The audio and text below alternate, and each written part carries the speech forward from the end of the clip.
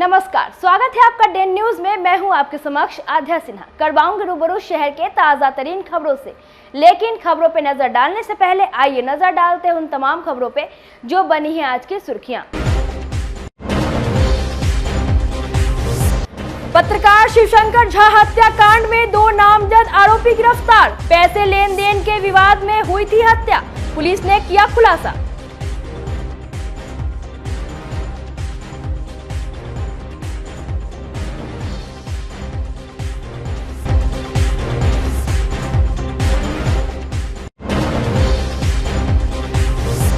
नशे के खिलाफ पुलिस का बड़ा एक्शन। ड्रिलिंग के दौरान 5 नशे का सौदागर गिरफ्तार, भारी मात्रा में स्मैक बरामद।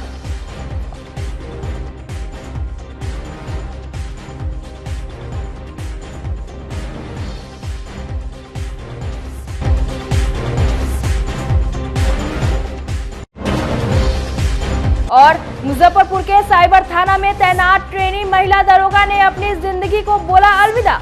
घटना के बाद परिजनों में मचा कोहराम।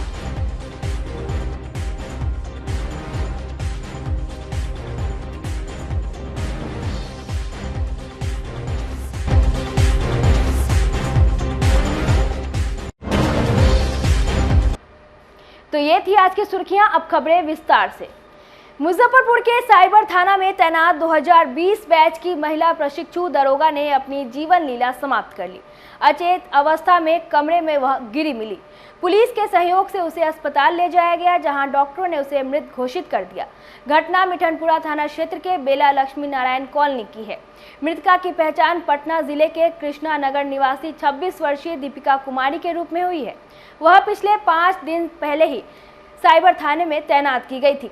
सिटी एसपी अवधेश दीक्षित ने बताया कि महिला प्रशिक्षु दरोगा ने ऐसा कदम क्यों उठाया, इस बिंदु पर जांच की जा रही है। एक साइबर थाना में रिसेंटली जो पोस्टिंग हुई थी उनमें एक प्रशिक्षु सब इंस्पेक्टर थी जिनके द्वारा अभी आज सुबह ही सुसाइड किया गया है, और इसमें हम लोग अभी छानबीन कर रहे हैं। कोई नोट्स वगैरह बरामद है उनके कमरे? अभी तक नोट्स वगैरह कुछ बरामद हुए नहीं है। परिवार भी किसी पे जो एलिगेशन लगा नहीं रहे, बट हम लोग इसकी जांच कर रहे हैं। कहाँ की रहने वाली? पटना की वो रहने वाली। सर कॉल कर बोली से हम सल्फास खाने जा रहे हैं, बहुत डिप्रेशन। ऐसा उन्होंने सुबह बोला था, तो हम लोग माँ से भी मैं भी बात किया हूँ, हम लोग इसमें भी जाँच कर रहे हैं। मुजफ्फरपुर के पत्रकार शिवशंकर झा के हत्याकांड का पुलिस ने खुलासा करते हुए 2 नामजद आरोपी को गिरफ्तार कर लिया है। हालांकि मुख्य आरोपी अभी भी पुलिस गिरफ्त से फरार है। जैसा कि दर्शकों को मालूम है कि मंगलवार की रात मनियारी थाना क्षेत्र के मारीपुर पाकड़ चौक के समीप अपराधियों द्वारा पैसे के लेन देन के दबाव में पत्रकार शिवशंकर झा को चाकू से गोदकर निर्मम हत्या कर दी गई थी। मामले की गंभीरता को देखते हुए डीएसपी पश्चिमी 2 अनिमेश चंद्र ज्ञानी के नेतृत्व में बनी टीम ने घटनास्थल पर पहुंचकर जांच पड़ताल शुरू की। टीम द्वारा घटनास्थल के आसपास लगे सीसीटीवी फुटेज का अवलोकन किया गया। मानवीय एवं तकनीकी बिंदुओं पर लगातार कार्य कर घटना में संलिप्त उसी गांव के अपराधकर्मी रजनीश शाह और अवध किशोर सिंह को गिरफ्तार किया गया। वहीं पूरे मामले में सिटी एसपी ने बताया कि मुसहरी के एक शराब कारोबारी से पत्रकार शिवशंकर झा का पैसे के लेन देन का विवाद चल रहा था, जिसके कारण पत्रकार की हत्या की साजिश की गई। हत्या में संलिप्त अन्य अभियुक्तों की गिरफ्तारी के लिए छापेमारी की जा रही है। दिनांक 25/6/2024 को मनियारी थाना अंतर्गत माणीपुर पाकड़ चौक में एक शिवशंकर झा नामक व्यक्ति की हत्या हुई थी। ये पेशे से पत्रकार हैं और हत्या में इनको चाकू मार करके इनकी हत्या की गई थी। हम लोग के द्वारा उसी टाइम पे एक विशेष टीम का गठन किया गया था और टीम के द्वारा लगातार कार्रवाई की जा रही थी। टीम का नेतृत्व इसमें SDPO 2 वेस्ट कर रहे थे और हमें इसमें जिन पे शुरू से डाउट था 2 लोगों की हमने उसी में गिरफ्तारी की है और FIR जो दर्ज किया गया है, FIR में भी 2 लोगों का नाम आया है, दोनों की हमने गिरफ्तारी की है।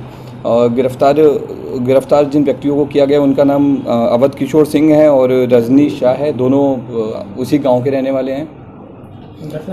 घटना का मेन कारण इसमें रहा है कि जो मृतक थे जिनका नाम शिवशंकर झा था, ये इनका पत्रकारिता या फिर एक यूट्यूबर थे। यूट्यूबर के अलावा इनका ये शराब के केस में भी कई बार जेल जा चुके हैं, 3 बार, सकरा थाने से, मनियारी थाने से और मुसहरी थाने से। और जो अभी तक के अनुसंधान में एक चीज़ सामने आई है कि इनके द्वारा पुलिस के किसी अगर स्थानीय मुसहरी और सकरा थाने में प्लस मनियारी थाने में अगर किसी व्यक्ति के ऊपर FIR होता था तो ये पुलिस के नाम पर कि आपका नाम हटा देने के लिए पैसा लेंगे, नाम हटवा देंगे आपका, उस तरह का इनका लगातार ये काफ़ी टाइम से काम कर रहे थे।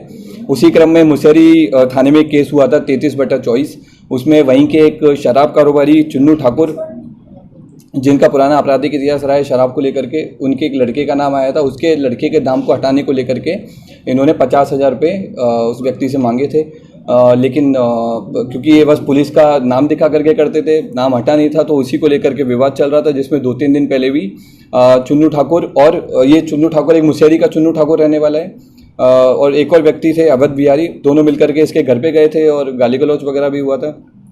तो इसी विवाद की वजह से फिर इन लोगों के द्वारा इनकी हत्या की गई है। इसके अलावा भी इन्होंने और भी कुछ नाम लिए हैं जिन पे हम लोग काम कर रहे हैं, जो लोग हत्या में शामिल थे, और स्थानीय भी जो कुछ प्रत्यक्षदर्शी हैं जिन्होंने इस घटना को अंजाम दिया गया था, तो उसमें उन्होंने उसको देखा है, तो हम लोग उनका भी बयान लिए। बाकी अपराधियों पे भी कार्रवाई की जा रही है। जो लोग पकड़े गए हैं उनका भी कुछ क्रिमिनल रिकॉर्ड? जो लोग पकड़े गए हैं उनका अभी क्रिमिनल रिकॉर्ड नहीं है, खंगाला जा रहा है, अभी तक कोई क्रिमिनल रिकॉर्ड नहीं है। बरामदगी कुछ है नहीं, बाकी हम लोगों ने मेन गिरफ्तारी का था तो गिरफ्तारी की है। कितने लोगों से इस घटना को अंजाम अकेले दिया गया है कि और भी लोग? इसमें और भी लोग शामिल थे, स्थानीय लोगों के हिसाब से इसमें काफ़ी सारे लोग शामिल थे। तो अब क्योंकि अनुसंधान का विषय है तो इसलिए हम लोग ज़्यादा इसमें आपको डिस्क्लोज नहीं कर रहे हैं, लेकिन मेन मुद्दा पैसे को लेकर के था। दहेज के लोभियों ने एक और बेटी को मौत के घाट उतार दिया। मामला मुजफ्फरपुर के सदर थाना क्षेत्र के पताही जगन्नाथ गांव की है, जहां दहेज के लिए एक विवाहिता की हत्या कर दी गई। मृतका की पहचान 25 वर्षीय विधि कुमारी के रूप में हुई है। मायके वालों के हंगामे के बाद सदर पुलिस ने एक्शन लेते हुए पति, देवर और सास को गिरफ्तार कर जेल भेज दिया है। मायके वालों के मुताबिक निधि की शादी 3 साल पहले गांव के अभितेश से हुई थी। शादी के बाद से ही ससुराल पक्ष दहेज के लिए उसे प्रताड़ित करना शुरू कर दिया था और मौका देखकर उसकी हत्या कर दी। गिरफ्तार आरोपियों की पहचान पति अभितेश कुमार, देवर अभिनव कुमार, दूसरा देवर राजनंदन कुमार और सास नीलम देवी के रूप में हुई है। पूरे परिवार के जेल जाने के बाद ग्रामीणों ने मृतका की दाह संस्कार कर दिया। इस दौरान मायके वाले शव ले जाने से इनकार करते हुए वहां से निकल गए। कल रात में 27/6/2024 को सदर थाना को सूचना प्राप्त हुआ था कि एक महिला है जिसको उसके ससुराल वालों के द्वारा मारा गया है। तो कांड की संवेदनशीलता को देखते हुए पुलिस ने क्विक एक्शन लेते हुए उनके घर पे जाकर के रेड किया ससुराल में, जगन्नाथपुर पताई में। तो वहाँ पर लड़की की हमें डेड बॉडी मिली। उसके अलावा जिस तरह से लड़की की डेड बॉडी देखने से समझ में आ रहा था कि लड़की को काफ़ी प्रताड़ित किया जाता था और वो अंडर वेट लग रही थी लड़की और मेल नरिश्ड भी थी। ऐसा लग रहा था कि इसका इलाज चल रहा था, लेकिन ससुराल वाले चला करके इसका इलाज नहीं करा रहे थे। ये चीज़ फिर उसमें हम लोग के अनुसंधान में भी ये चीज़ सामने आई है, तो इसीलिए हम लोगों ने कांड दर्ज किया गया है। और इसमें पति, देवर, 2 देवर हैं और एक सास, इन लोगों की घटनास्थल से हम लोगों ने गिरफ्तारी की है। रीजन क्या मारने के पीछे? मारने के पीछे का रीज़न अभी तक क्लियर नहीं हो पाया है, लेकिन लड़की मरी इस वजह से है कि इसका इलाज चल रहा था, लेकिन ससुराल वाले इसको इंटेंशनली इसका इलाज नहीं कर रहे थे और प्रताड़ित करते थे। वो चीज़ अभी अनुसंधान में और अच्छे से क्लियर हो पाएगा। मुजफ्फरपुर में अवैध मादक पदार्थ की खरीद और बिक्री पर पुलिस ने एक विशेष अभियान चलाया है। इसी क्रम में पुलिस ने अहियापुर थाना क्षेत्र से 5 धंधेबाजों को गिरफ्तार किया है। पूरे मामले में सिटी एसपी अवधेश सरोज दीक्षित ने बताया कि अहियापुर पुलिस को गुप्त सूचना मिली कि विजय छपरा के पास मादक पदार्थ की खरीद बिक्री के लिए कई धंधेबाज इकट्ठा हुए हैं। सूचना पर त्वरित कार्रवाई करते हुए पुलिस टीम ने मौके पर छापेमारी की। पुलिस को अचानक देखकर कई धंधेबाज फरार हो गए, लेकिन पुलिस ने 5 धंधेबाज को मौके से धर दबोचा है। इन सभी की पहचान विजय छपरा के अरुण कुमार, रामलाल सहनी, पूरन सहनी, विकास कुमार और शाहबाजपुर के जयशंकर के रूप में हुई है। पुलिस ने इनके पास से भारी मात्रा में स्मैक की पुड़िया बरामद की है। कल 26/6/2024 को अहियापुर और टाउन में आसपास में एरिया में एक मादक पदार्थ को लेकर के स्पेशल ड्राइव चलाई गई थी। जिसमें जितने भी पुराने मादक पदार्थ बेचने वाले, स्पेशली स्मैक बेचने वाले लोग हैं, उनका हम लोगों ने सत्यापन कर रहे थे। उसी क्रम में हम लोग के द्वारा इसमें टोटल 5 लोगों की अरेस्टिंग की गई है और इनके सबके पास से हमें स्मैक बरामद हुआ है।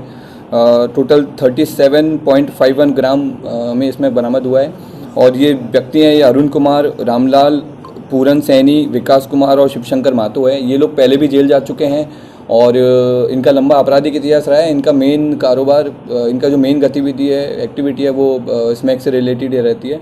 और इनके अलावा और भी हम लोगों ने टाउन एरिया में भी, टाउन थाने में हम लोगों ने कल एक व्यक्ति को स्मैक के साथ जेल भेजा है।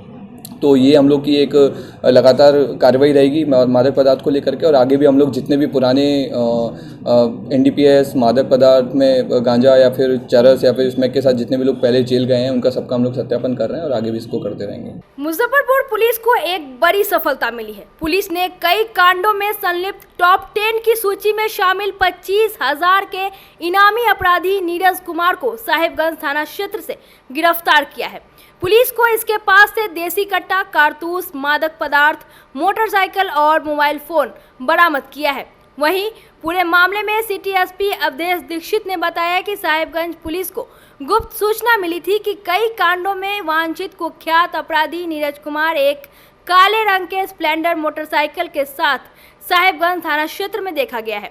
सूचना के आधार पर बिहार STF के सहयोग से पुलिस की टीम ने साहिबगंज इलाके से कुख्यात अपराधी नीरज कुमार को दबोच लिया। नीरज पर पहले से कई आपराधिक मामले दर्ज है। वह काफी दिनों से फरार चल रहा था। साहिबगंज थाने के अंतर्गत दिनांक 13/5/2024 को एक मर्डर हुआ था। उसमें हम लोग के द्वारा FIR रजिस्टर किया गया था साहिबगंज थाना कांड संख्या 243/24 और इसमें हम लोग के द्वारा घटना के अनुसंधान के दौरान में 3 लोगों की ऑलरेडी अरेस्टिंग की गई है।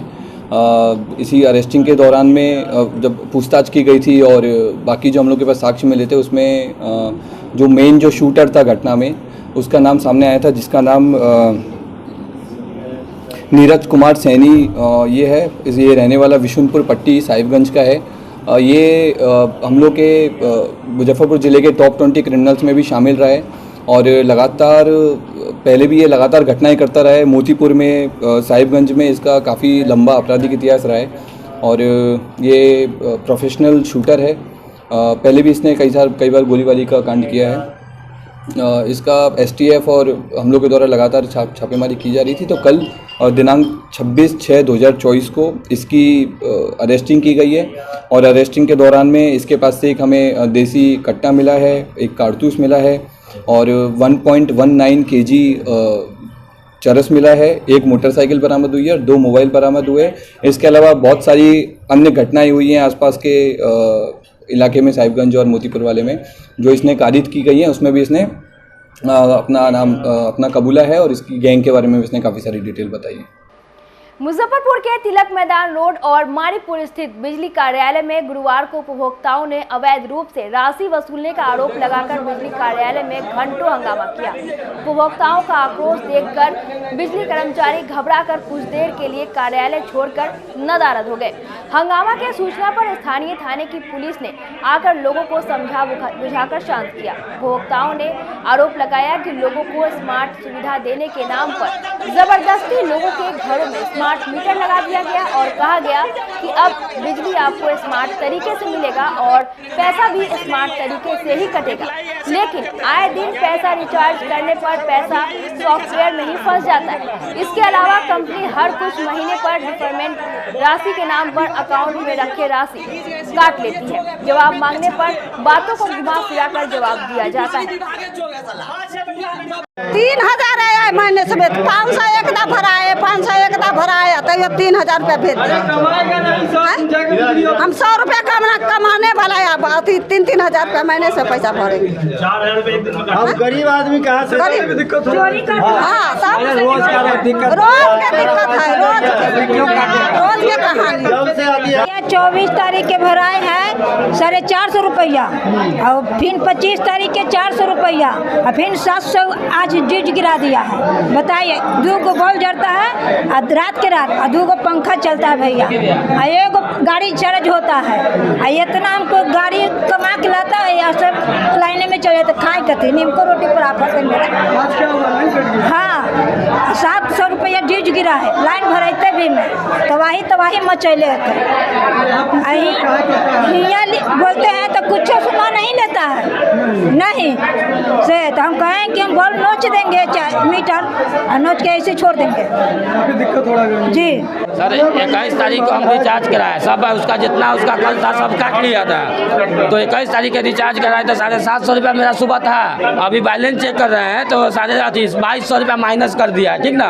ये लूट फूट का सरकार बना हुआ है। यहाँ पर जितना भी अफसरशाही है तो सब बुर्बक बनाता है जनता को। कोई ये बताने जाते हैं हम लोग तो बोलता है ये सही है, नहीं है वो गलत है, खाली बुर्बक बनाता है। यहाँ पे कोई सुनता नहीं है, बोलता है कि जय साहब आएंगे तो बतियाएंगे, फलना आएंगे तो बतियाएंगे, कोई सुनता ही नहीं है। लाइन कट गया हुआ है। लाइन को ये लोग एक रात में 1293 रुपया माइनस किए हैं, एक रात में, जबकि 1 रुपया भी माइनस रहता है तो लाइन कट जाती है। तो हम जो लोग रिचार्ज कराते हैं और जलाते हैं तो एक रात में कैसे 1293 रुपया हो जाएगी, ठीक है। अब बताइए कि ये लोग उल्टा सीधा समझा देते हैं कि इंटरेस्ट लिया गया, इंटरेस्ट काटा गया तो ओवरलोड काटा गया। ओवरलोड 2 kV का हम ले चुके हैं। मेरे यहाँ एक पंखा एक फ्रिज है, मान के चलिए। अब अभी गर्मी का दिन है तो मोटर चलता नहीं है, पानी नहीं दे रहा है। हम लोग इधर उधर से पानी लाते हैं। एक तो नगर निगम वैसा ही किए हुए, ये बिजली विभाग ऐसा ही किए हुए है, समझ गए क्या। ये लोग बता रहे हैं कि पैसा जमा करना ही होगा। अब बताइए कि ये लाइन ये लोग कटवा दे, हम लोग मोमबत्ती जलाएंगे, कोई बात नहीं है। सरकार का कहना है कि लाइन किसी का नहीं कटेगा, आइए लोग लाइन कटवा देते हैं। अपराधियों की गोली से घायल कंप्यूटर ऑपरेटर संस्कृति वर्मा से मिलने राष्ट्रीय जनता दल का एक प्रतिनिधिमंडल गुरुवार को अस्पताल पहुंचा, जहां घायल महिला से मिलकर उनके कुशल क्षेम को जाना और उनके जल्द स्वस्थ होने की कामना की। मौके पर पूर्व मंत्री मोहम्मद इजराइल मंसूरी ने कहा कि मुजफ्फरपुर में इन दिनों अपराध बेलगाम हो गया है। अपराधी खुलेआम जिसे चाहे उसे लूट रहे हैं, गोली मार रहे हैं। 25 जून की सुबह बेला में ड्यूटी पर जा रही संस्कृति वर्मा को जहां अपराधियों ने रोककर तीन गोली मार दी, वहीं शाम होते ही अपराधियों ने पत्रकार की गला रेतकर हत्या कर दी, जिसको लेकर उन्होंने कहा कि इसे आप जंगल राज नहीं तो क्या कहेंगे। मुजफ्फरपुर के साथ बिहार के अन्य जिलों में भी इन दिनों अपराध की घटनाएं काफी बढ़ गई है। पुलिस प्रशासन इसे कंट्रोल करने में असफल साबित हो रही है। उन्होंने पुलिस प्रशासन से बेफिक्र होकर बिना किसी दबाव के अपराधियों पर कार्रवाई करने और पीड़ित व्यक्ति की उचित न्याय की मांग की। मौके पर जिला अध्यक्ष रमेश गुप्ता, जिला प्रधान महासचिव सुधीर कुमार सहित दर्जनों राजद नेता मौजूद रहे। 25 तारीख के एक महिला संस्कृति वर्मा, जिसकी उम्र लगभग 28 वर्ष है, एक प्राइवेट कंपनी में काम करती थी, स्कूटी से जा रही थी सुबह ऑफिस के। इसी दौरान कुछ अपराधियों ने घेर करके ताबड़तोड़ 3 गोली से मारने का काम किया। हम लोग आए हैं, पीड़िता से मिलने का काम किए हैं। अभी प्रशांत मेमोरियल हॉस्पिटल में एडमिट है। सबसे पहले उनकी जीवन सही हो, इसके लिए हम लोग ईश्वर से कामना करते हैं। और लगातार शहर में गोलीबारी की घटनाएं हो रही है। कल भी पत्रकार के झा को चाकू से गोद कर हत्या कर दी गई। हम लोग प्रशासन से मांग करते हैं कि अपराधियों को शीघ्र से शीघ्र गिरफ्तारी हो, शिनाख्त हो और कठोर से कठोर सज़ा मिले। अपराध का घटना काफ़ी बढ़ गई है। हम लोगों के आदरणीय नेता युवा दिल के धड़कन तेजस्वी प्रसाद यादव जी का निर्देश हुआ है। हम लोग आकर के पीड़िता से मिलने का काम किए हैं। उनके पति अर्जुन वर्मा से भी हम लोग ढांढस बताने का काम किया है। इसलिए आपके माध्यम से हम प्रशासन से मांग करते हैं कि जल्द से जल्द गिरफ्तारी हो। और सरकार को यह कहना चाहेंगे कि लगातार पूरे बिहार में ताबड़तोड़ फायरिंग हो रही है, हत्याएं हो रही है। कोई ऐसा जिला नहीं है जहां प्रत्येक दिन हत्याएं हो नहीं हो रही है। तो क्या अब इस राज को आप क्या कहेंगे? ये जंगल राज आप कहते थे, आप तो महाजंगल राज रह करके आपकी सरकार ने महाजंगल राज बना दिया है बिहार को। आज हम लोग संस्कृति वर्मा, जिनको 3 गोली 25 तारीख को लगा था बेला में, उनसे मिलने हम लोग आए हैं। उनका कुशल क्षेम पूछने के लिए आए हैं। और आए दिन जो सरकार कहती है कि पूर्व में जंगल राज था, क्या अभी जंगल राज है या मंगल राज है? और हम लोगों ने अभी सिटी एसपी से भी बातचीत इस पर हम लोगों ने किया। कल पत्रकार के यहाँ भी हम लोग गए थे राजद की टीम के द्वारा। और आए दिन तमाम घटनाएं जो घट रही है सब जगह आप लोग देख रहे हैं। कल मोतिहारी में भी एक जिला पार्षद जो अभी प्रेजेंट है सुरेश राय जी, उनको भी गोली मार की हत्या कर दी गई। यहाँ भी कई घटनाएं पहले से घटती आ रही है। तो हम लोग पुलिस प्रशासन को हमने बताया भी है कि ये सरकार जो है जंगल राज की तरफ बढ़ गया है। और इस सरकार में हमारे नेता तेजस्वी यादव जी ने 33 घटनाओं के बारे में जिक्र किए थे।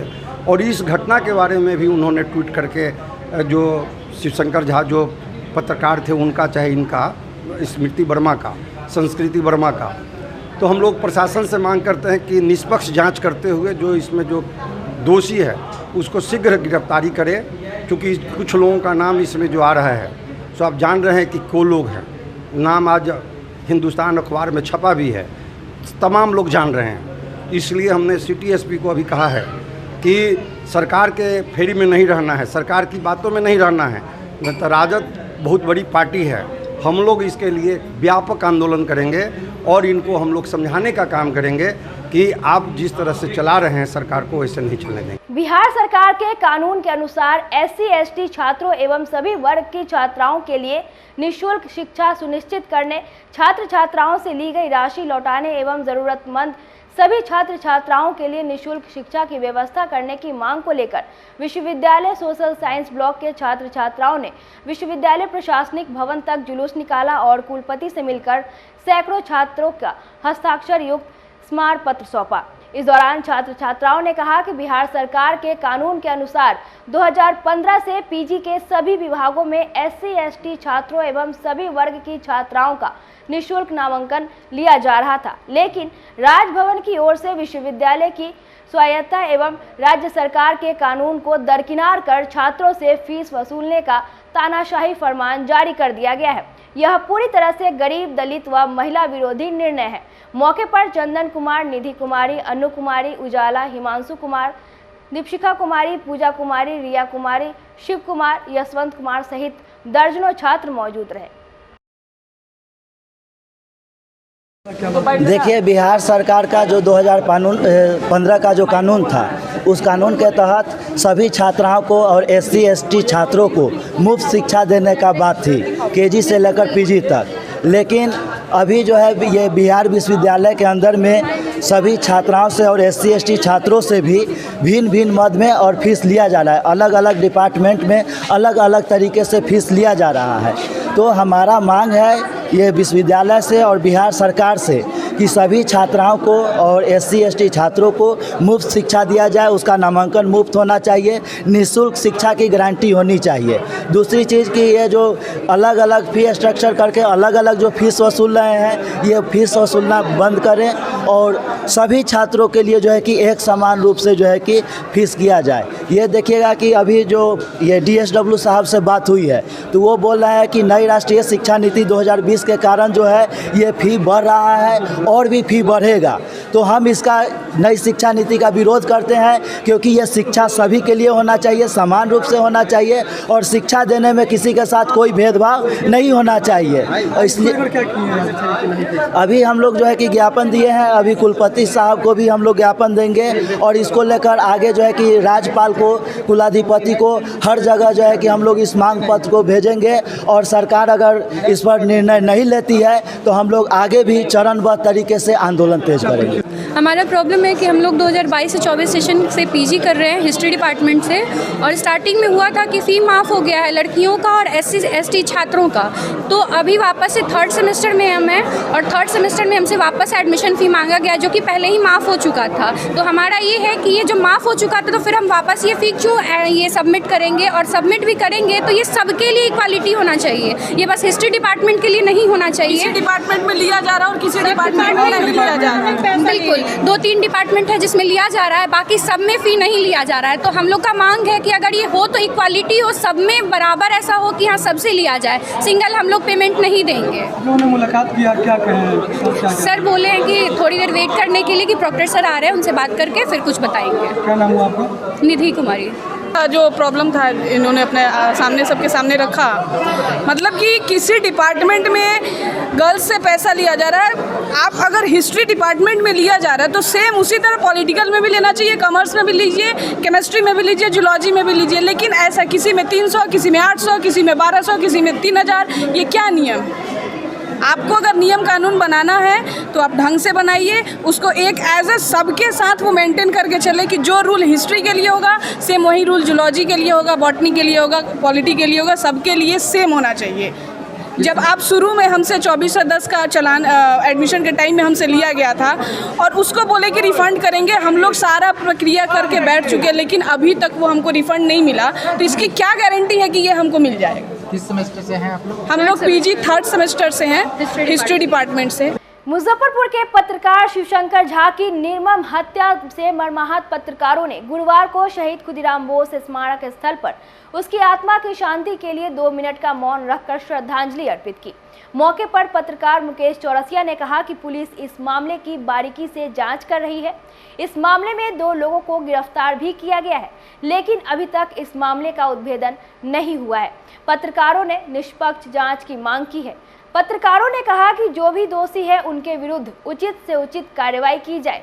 पत्रकार की निर्मम रूप से हत्या की गई, उस नाते सरकार का कर्तव्य बनता है कि दिवंगत पत्रकार शिवशंकर झा के परिजनों को उचित मुआवजा मिले। पुलिस ने इस मामले में 2 लोगों को गिरफ्तार किया है, लेकिन अभी तक इस मामले का उद्भेदन नहीं हुआ है। मौके पर पत्रकार अरविंद अकेला, अभिषेक कुमार, राजमोहन, स्वराज श्रीवास्तव, जिशान अख्तर, रंजन पांडे सहित सैकड़ों पत्रकार मौजूद रहे। आज दिवंगत पत्रकार शिवशंकर झा को श्रद्धांजलि दी गई है। हम सभी ज़िला के जितने भी पत्रकार हैं उन्होंने स्मारक खुदीराम बोस स्मारक स्थल पर आकर और मोमबत्ती जलाकर 2 मिनट का हमने मौन रखा है उनकी आत्मा की शांति के लिए। हालांकि देखिए पुलिस प्रशासन अपना काम कर रही है। हम पत्रकारों का बस इतना ही निवेदन है कि निष्पक्ष तरीके से इस पूरे हत्याकांड की जांच होनी चाहिए, क्योंकि निर्मम तरीके से हत्या हुई है और हत्या किसी भी चीज़ का सल्यूशन नहीं होता है। और अगर हत्या की गई है तो उसकी निष्पक्ष जांच हो और दोषियों पर गंभीर कार्रवाई हो और जल्द से जल्द इसका पूरा खुलासा होना चाहिए। पुलिस की तरफ से ये कहा गया है कि इस मामले में 2 लोगों को गिरफ्तार किया गया है, लेकिन मामला अभी तक उद्भेदन नहीं किया गया है। पूरा मामला पत्रकार चाहते हैं कि उद्भेदित हो और दोषियों को सख्त से सख्त कार्रवाई की जाए। किस तरह परिजनों को मुआवजा की अभी मांग है? देखिए मुआवजे की मांग वो सरकार को देना होता है, सरकार चाहेगी तो मुआवजा देगी। हालांकि हम लोग जितने भी पत्रकार हैं, साथी हैं, वो सब अपनी अपनी तरफ से जो भी सहयोग हो पा रहा है वो करने की कोशिश कर रहे हैं। और सरकार से भी हम चाहते हैं कि पूरा जीवन आदमी पत्रकारिता में लगाता है तो जो उचित मुआवजा होना चाहिए, क्योंकि हत्या हुई है, विधि व्यवस्था पर एक बड़ा सवाल उठा है। और अगर कानून पुलिस सजग रहती तो इस तरह का अपराध नहीं होता, ऐसी हत्या नहीं होती। तो इसके लिए सरकार की जिम्मेदारी तो बनती है कि उनका परिवार आगे कैसे चलेगा, इसकी जिम्मेदारी सरकार को तो लेनी चाहिए। कुछ दिन लगातार जिले में देखा जा रहा है कि पत्रकारों पे हमला हो रहा है, किसी के साथ मारपीट किया जा रहा है, इस तरह का लगातार घटना मुजफ्फरपुर में देखा जा रहा है। देखिए ये विधि व्यवस्था पर तो सवाल उठ रहे हैं, जो मुजफ्फरपुर पुलिस प्रशासन पर कई सवाल उठते हैं। इस तरह की अगर घटनाएं होती हैं, जब पत्रकारों के साथ होता है, जो सरोकार से जुड़ा हुआ होता है, समाज और सरकार से जुड़ा हुआ पत्रकार होता है, उनके साथ जब ऐसी घटना हो रही है तो फिर आम लोगों के साथ तो होती ही होगी। इसीलिए विधि व्यवस्था को भी दुरुस्त करने की ज़्यादा ज़रूरत है और पत्रकार सुरक्षा कानून अगर सरकार लागू कर देती है तो फिर पत्रकारों के साथ ऐसी घटना कम होगी।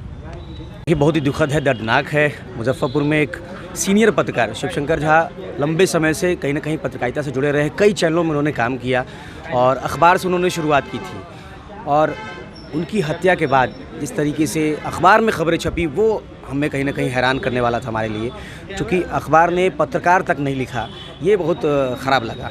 लेकिन शिवशंकर झा पत्रकार थे, ये सर्टिफिकेट अखबार वालों से नहीं चाहिए हमको, क्योंकि हमारे मुजफ्फरपुर के जितने पत्रकार मित्र हैं सभी को पता है कि शिवशंकर झा लगातार सक्रिय रहते थे रिपोर्टिंग में और कई चैनलों के लिए वो काम कर रहे थे, अपना चैनल भी चलाते थे।